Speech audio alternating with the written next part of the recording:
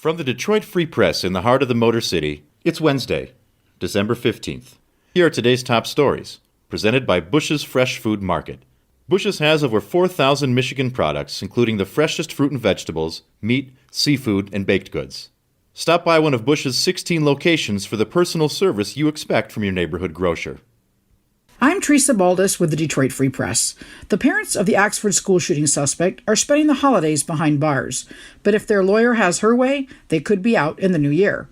Defense attorney Shannon Smith told the judge Tuesday that she plans to soon file a request for a lower bond for James and Jennifer Crumbley, who are each jailed on a $500,000 bond. The couple face involuntary manslaughter charges in the November 30 mass shooting that left 4 students dead and 7 others injured. Authorities said it was the Crumbleys who bought the gun that their son Ethan allegedly used in the massacre. Ethan is also in jail, but bond was denied to him. The parents, meanwhile, are hoping for a lower bond so that they can go home pending the outcome of their case. For more on this story, please visit freep.com. I'm Clara Hendrickson for the Detroit Free Press. Michigan House lawmakers approved a Senate bill Tuesday that would prohibit the Redistricting Commission from using the Open Meetings Act as the legal justification for meeting behind closed doors. That state law spells out certain circumstances under which public bodies can enter closed session. But the bill, which will head to Governor Gretchen Whitmer's desk soon, would add language to the act stating that it does not permit the commission to meet in closed session for any purpose. The legislation was introduced and passed following a controversial closed-door meeting held by the Commission in late October that is at the center of a lawsuit filed by the Free Press and other media outlets against the Commission. That lawsuit argues that the meeting behind closed doors violated transparency requirements in the Michigan Constitution. For the Detroit Free Press, I'm Eric D. Lawrence. If you like free rides on the QLINE, you're in luck. Detroit Streetcar is extending its fare-free service through the end of March. The QLINE has been free since it resumed operations in September after it shut down last year because of the pandemic. But M1 Rail, the entity that oversees the service, is extending the free period because of support from the Penske Corporation and Kresge Foundation. The QLINE streetcar travels on a 3.3-mile route along Woodward Avenue in Detroit from downtown to New Center.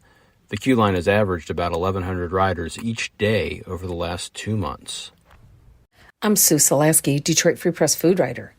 New restaurants featuring crab and seafood boils have popped up recently and within the last year or so, and more are on the way in Metro Detroit. The draw at most places is the seafood boil, which has its culinary roots in coastal regions of the South and New England states. At its core, a seafood boil is boiling shellfish with seasonings or spices and other vegetables like potatoes and corn. Many of these places are nationwide chains. The seafood-themed restaurants have a variety of crab, including snow crab legs and king crab, along with seasonal offerings. Plenty have a variety of other seafood, including crawfish, mussels, shrimp, fish, and lobster. You can also pick and choose what goes into the seafood boil. Most include potatoes, corn on the cob, and sometimes smoked sausage. Most places have their own secret seasonings, and plenty offer Cajun spices. The boils can make for messy eating, so many places supply aprons and plastic gloves for handling. For a list of seafood boil places, go to freep.com. I'm Andrew Hammond for the Free Press Sports Department. The Detroit Red Wings took another step in securing future success of the club late Monday night. The Wings and forward Robby Fabbri agreed to a 3-year extension worth $12 million. That keeps him in a red and white uniform through the 2024-2025 season. Fabbri has been with Detroit since coming over from St. Louis in a trade in 2019. The forward has enjoyed his time with the Wings so far and knows they're working towards future success. For more stories from the Detroit Free Press, be sure to check out freep.com. That's FREEP.com. If you're a fan and want to support our quality local journalism and subscribe, go to freep.com/special offer.